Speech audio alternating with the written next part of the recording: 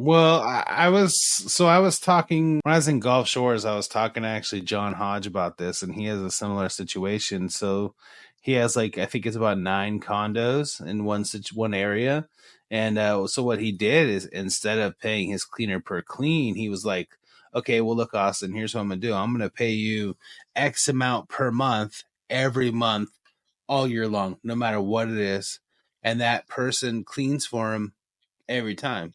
What he does is that, as far as my understanding, I may have it wrong, is that same sheets, same blankets, same everything, right? With that stuff, to where they're also streamlined. It's like she could swap it out if she needs to, whatever. She could do 8 turns on a day, 9 turns on a day, but her income never changes, and that she was super grateful for that.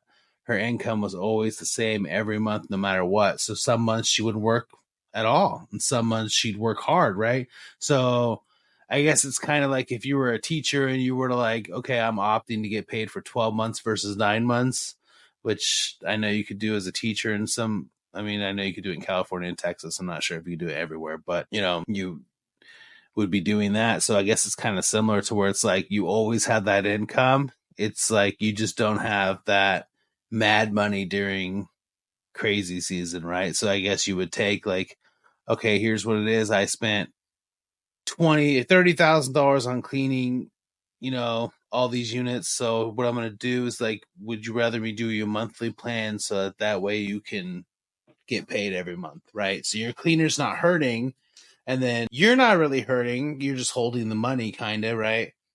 And then yeah, I mean, shit, put in a money market account, make a little money on it while you're holding it. I don't know, No, no, that's a but good idea.